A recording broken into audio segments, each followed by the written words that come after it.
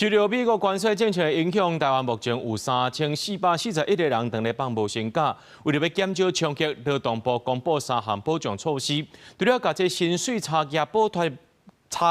贴的比例有关到70%以外呢，有另外再提供劳工职业训练、参训津贴等等，希望帮助劳工趁这段时间来练功夫，重新再出发。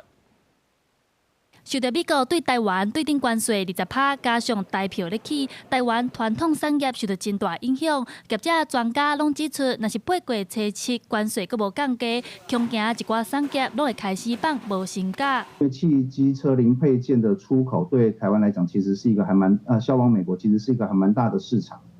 所以如果真的有因为关税的冲击，所以导致说可能出货受到一些影响的话。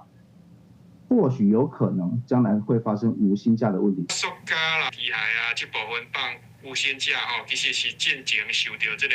台币升值的影响啦。你即马可能讲这个关税佮拍落了就雪上加霜，未来吼足紧的就佮降落来，因为政府你甲美国谈判嘛。 根据劳动部上新的统计，目前全台拢总有3441人咧放无薪假。劳动部长拜一也表示，政府打算提悬补贴，甲薪资差价的补贴比例对50%提悬到70%。过去薪资差额补贴都是5%哦，